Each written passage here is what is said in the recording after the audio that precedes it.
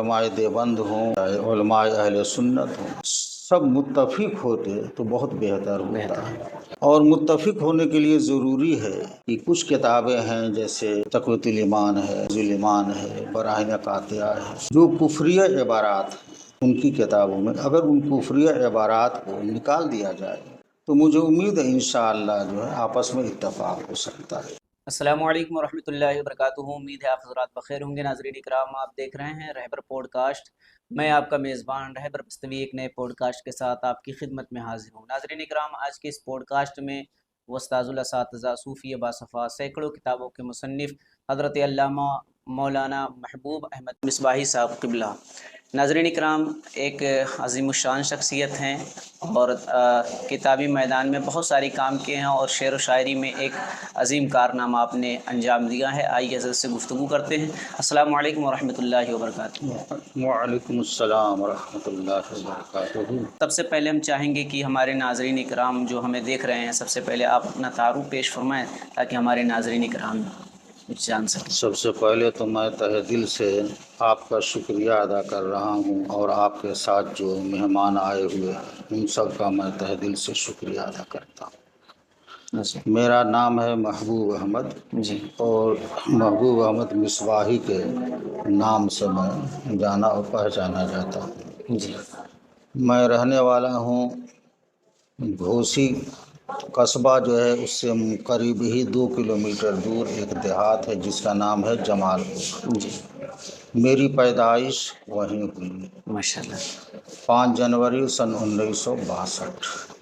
जब थोड़ा सा मैं होशियार हुआ तो घोसी के एक बड़े मशहूर व मारूफ आलिम थे हज़रत अल्लामा हबीबुज़्ज़मा साहब क़िबला मिसबाह जी, जो हाफ़िज़ मिल्लत अलैहि रहमत व रिज़वान के ज़माने में तो उनके शागिर्द। शायद तो इब्तिदाई तालीम मैंने अपने ही गांव जो है मदरसा अमजदिया में इब्तिदाई तालीम मैंने हासिल की। फिर उसके बाद जो है मैं शमसुल उलूम में आया और शमसुल उलूम में जो है तकरीबन सालिसा जमात तक मैं पढ़ा और बोर्ड का इम्तहान मौलवी का दे करके मैं अलजामतुल अशरफिया में आला तालीम हासिल करने के लिए गया। शमसुल उलूम में जो असातिज़े कराम थे उस वक्त जी, हज़रत अल्लामा कमरुद्दीन साहब क़िबला अलैहि रहमत व रिज़वान, हज़रत अल्लामा मोहम्मद आसिम साहब क़िबला घोसरी, हज़रत अल्लामा सैफुद्दीन साहब क़िबला घोसरी अलैहि रहमत, जिसे लोग बाबा फ़ारसी के नाम से जानते और पहचानते हैं, हज़रत अल्लामा मुफ्ती अब्दुल मन्नान साहब क़िबला कलीमी जो बिहार के रहने वाले थे, जी, और हज़रत अल्लामा ये अब्दुल हमीद साहब क़िबला मुज़फ़्फ़रपुरी, जी, ये हमारे असातिज़े कराम थे। इनसे मैंने तालीम हासिल की। फिर उसके बाद जो है जब मैं अलजामतुल अशरफिया गया तो वहाँ मुकम्मल जो है फ़ज़ीलत तक मैंने तालीम हासिल की माशाल्लाह, और 83 में मेरी दस्तार हुई थी फ़ज़ीलत की। वहाँ पे हज़रत अल्लामा मुफ्ती अब्दुल मन्नान साहब क़िबला अलैहि रहमत व रिज़वान, जी, फिर जो है मुहद्दिस कबीर हज़रत अल्लामा ज़ियाउल मुस्तफ़ा साहब क़िबला, हज़रत अल्लामा नसरुद्दीन साहब क़िबला कलामवी, हज़रत अल्लामा एजाज़ अहमद साहब क़िबला मुबारकपुरी, हज़रत अल्लामा इसरारुल हक़ साहब, ये मुबारकपुरी का जहड़ा करीब पे है। जी, ये जो है हमारे असातिज़े कराम हैं वहाँ के, और कारी अबुल हसन साहब हैं और इंग्लिश वगैरह में मास्टर आफ्ताब आलम साहब। 83 में हमारी दस्तार है।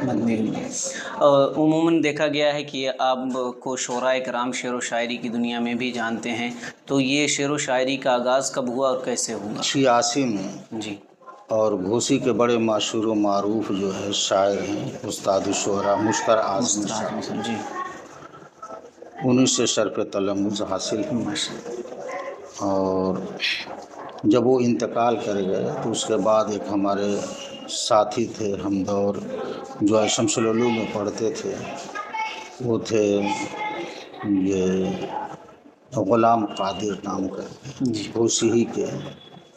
انہی سے تبادلہ خیال بھی اور کلام جو بھی اصلاح انہی سے کراتے ہیں جی اب بھی انہی سے کراتے ہیں، ضرورت پڑتی تبادلہ خیال وغیرہ جی جی۔ اور کئی مجموعے نعت پاک کے شائع ہوئے ہیں، جیسے فانوس جمال ہے، اس کے بعد جو ہے طلعت جمال ہے، آئینہ جمال ہے، اور روح جمال اور عکس جمال ہے۔ یہ 2 کتابیں انشاءاللہ بہت جلد منظر عام پہ آئیں گی۔ جی، ابھی بہت ساری کتابیں آپ کی اس کے منظر علاوہ جو ہے جیسے تبسل کی شرعی حیثیت ہے، جی ضیاء حق ہے، علم غیب مصطفیٰ صلی اللہ علیہ وسلم کے بارے میں، ایک کتاب ہے جو ہے گستاخ کون، وہ مشہور دیوبندیوں کے جو عالم ہیں مولوی عبدالمالک بھوجپوری، انہوں نے ایک کتاب لکھی تھی توہین رسول تم نے کی، اس کا میں نے جواب دیا تھا گستاخ کون۔ پھر اس کے بعد جو ہے ایک کتاب ہے انصاف، جی جس کی کتابت ہو چکی، انشاءاللہ بہت منظر عام پہ وہ بھی آنے والی کتاب ہے۔ اس کے علاوہ جو ہے حضور اکرم صلی اللہ علیہ وسلم باحیات ہیں، اس کے بارے میں شریعت مطہرہ میں مدعا حرام ہے۔ اس کے علاوہ جو ہے شیعہ جو ہیں، جو ان کے مشہور جو اعتراضات وغیرہ ہیں، وہ اس کے جوابات سب دیے گئے ہیں، انشاءاللہ وہ سب ساری کتابیں بہت جلد منظر عام پہ۔ جی، اگر کوئی ان کتابوں کو حاصل کرنا چاہے تو کس طرح حاصل کر سکتا ہے؟ اب یہ سب کتابیں تو مطلب جیسے مدرسے والے جو ہے اپنے چھپوائے ہیں۔ اب گستاخ کون ہے تو بھورا ڈی کا ایک مدرسہ ہے، مدرسہ رشیدیہ معینیہ، ان لوگوں نے اس کتاب کو پھر اس کے بعد جو ہے طلعت جمال ہے، علامہ غلام رسول صاحب کی بلیاوی کا جو وطن ہے، تو ان کے جو گاؤں میں مدرسہ ہے ان لوگوں نے اس کو چھپوایا ہے، جی طلعت جمال۔ اور دھنوتی ایک ہے مدرسہ مخزون العلوم، جس میں میں پرنسپل کی حیثیت سے تھا 12-13 سال گورنمنٹ کی، جی اس میں ان لوگوں نے جو ہے یہ آئینہ جمال چھپوائے ہیں۔ ماشاء اللہ، یعنی الگ الگ کتابوں کا الگ الگ ایڈریس ہے۔ جی، اور یہ انصاف کون ہے جی تو یہ ایک قاری مقصود صاحب ہیں بھورا ڈی کے، جو مخزن العلوم دھنوتی پڑھاتے ہیں، اپنے ماں باپ کے ایصال ثواب کے سلسلے میں وہ کتابت ہو چکی، وہ بھی بہت جلد منظر عام پہ کتاب آنے والی ماشاء اللہ۔ انصاف۔ نعت شریف لکھنا یا منقبت لکھنے کے لیے شاعر کا باشرہ ہونا ضروری ہے؟ مطلب ایک تو ہے فن شاعری، ایک فن ہے، جی، ہنر ہے، ہنر، جی تو یہ ہنر اور فن تو کوئی بھی حاصل کر سکتا ہے۔ جیسے آپ دیکھے ہوں گے اس سے پہلے بہت شعراء جو ہیں غیر مسلم ہیں، جی نعت پاک بہت لکھے ہیں، بہت سکتے ہیں۔ لیکن فن کا مظاہرہ کرنا الگ ہے، اور ایک عاشق رسول کوئی ہو باشرہ ہو اور عشق رسول میں ڈوب کر کے جو نعت پاک لکھے گا، اس نعت پاک کا مرتبہ کچھ اور ہوگا، اس کی چاشنی کچھ اور ہوگی۔ جی، یعنی باشرہ بھی ہونا اور عاشق رسول ہونا، اس میں چاشنی دوبالا ہو جائے گی۔ چار چاند لگ جائیں جی، گے۔ گزشتہ کئی سالوں میں شعراء گزرے ہیں، ان کی فہرست میں کچھ میں نام لیتا ہوں، ڈاکٹر اقبال ہیں، مولانا حالی ہیں، اکبر الہ آبادی جیسے شعراء کو کس زاویے سے دیکھتے ہیں ان کے فن شاعری کے حوالے سے؟ فن شاعری میں تو ایک سے ایک وہ فنکار تھے، جی جی فن شاعری کے میں تو بہت فنکار وہ لوگ تھے، جی جسے کوہنا مشق کہا جاتا ہے، وہی وہ لوگ تھے۔ جی، نئے شعراء کو آپ کیا پیغام دینا چاہیں گے؟ کیونکہ آج کل واٹس ایپ کا زمانہ آ گیا ہے، وہاں پر لوگ گروپ بنا کر کوئی فلاں استاذ ہے، کوئی فلاں استاذ ہے، تو کوئی ارکان درست کروا رہا ہے، اس طرح آن لائن کوئی اشعار درست کر دے رہا ہے، وہ شاعر ہو جا رہا ہے۔ تو یہ آن لائن ٹھیک ہے یا پھر کسی کے پاس رہ کر کے شرف تلمذ حاصل کرنا وہ بہتر ہے؟ بہتر تو وہی ہے، اب جو آن لائن کر کے اب وہ اس میں وہ بات وہ چاشنی نہیں ہے جو کسی کے سامنے جو ہے بیٹھ کر کے باضابطہ آدمی جو ہے سیکھتا ہے، دونوں میں فرق ہے۔ فرق ہے۔ جی جی۔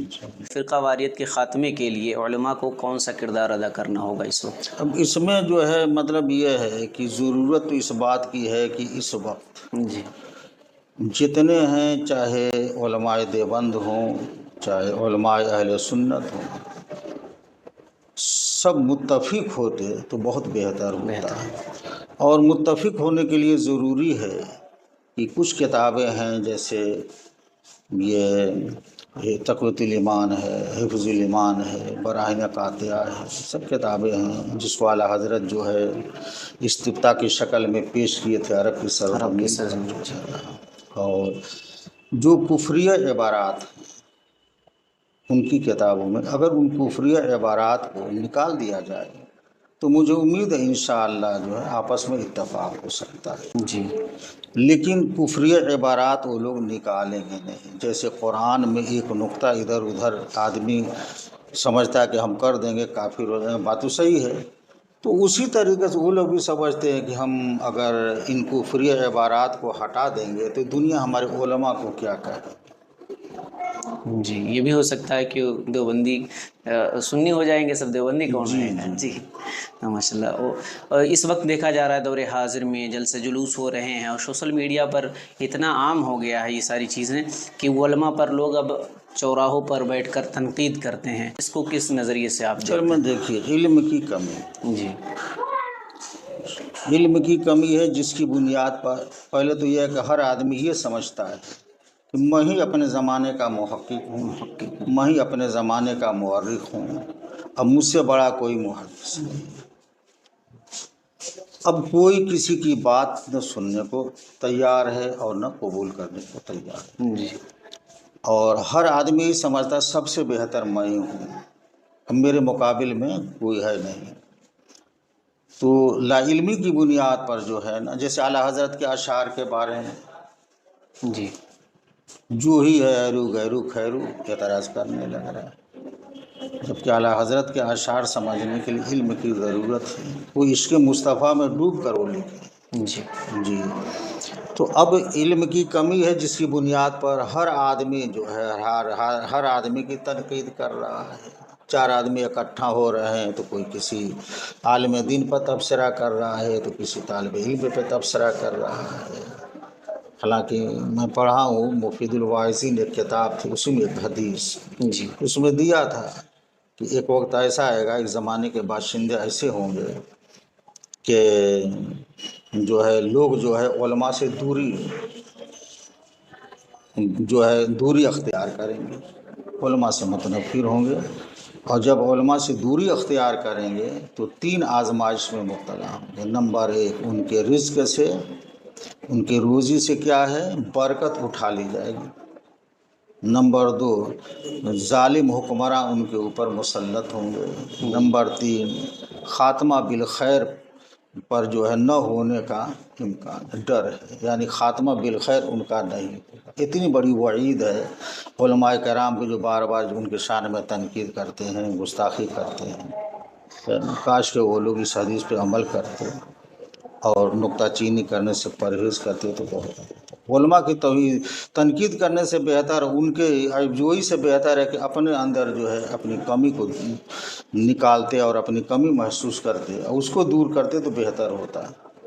علماء کی کمی نکالنے سے بہتر کیا ہے کہ ہم اپنی کمی کو دیکھیں اور اپنی ہم اصلاح کریں، لیکن ہم اپنی کمی کو نہ دیکھتے ہیں اور نہ اپنی اصلاح کرتے ہیں، بس ہمیں دکھائی دے رہا ہے دوسرے کا ہے۔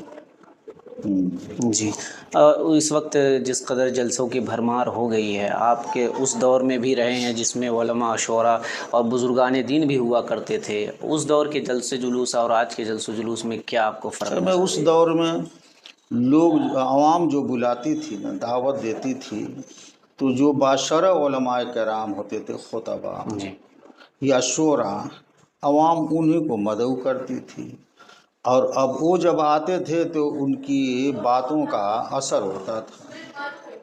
اس دور میں بس ہم یہ دیکھ رہے ہیں کہ لفاظی کون تقریر کر رہا ہے نا، اب وہ چاہے باشرع ہو یا نہ ہو۔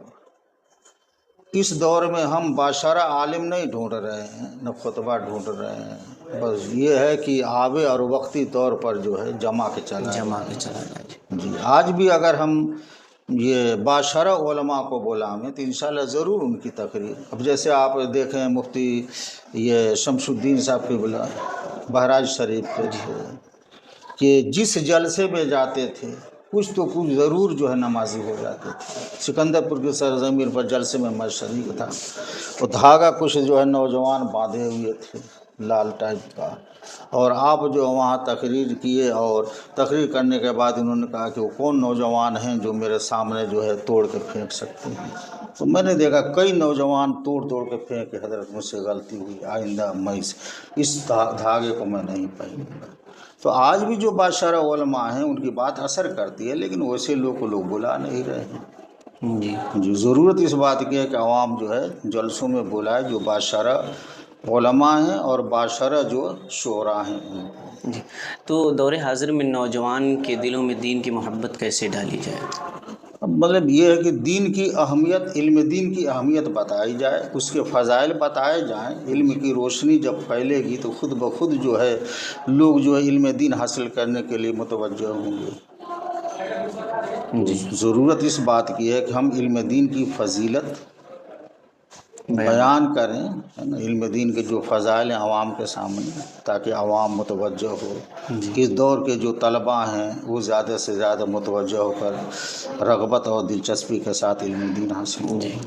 जब आप अल-जामिअतुल अशरफिया में तालीम हासिल कर रहे थे उस वक्त जो आपके दोस्त अहबाब थे, इस वक्त कोई उनमें मशहूर व मारूफ नाम हो जो? अब हमारे मतलब साथी जो ख़ास थे, जी जो फ़िलहाल मुफ्ती ये बद्र आलम साहब क़िबला जी प्रिंसिपल हैं, वो ख़ास मेरे साथी हैं।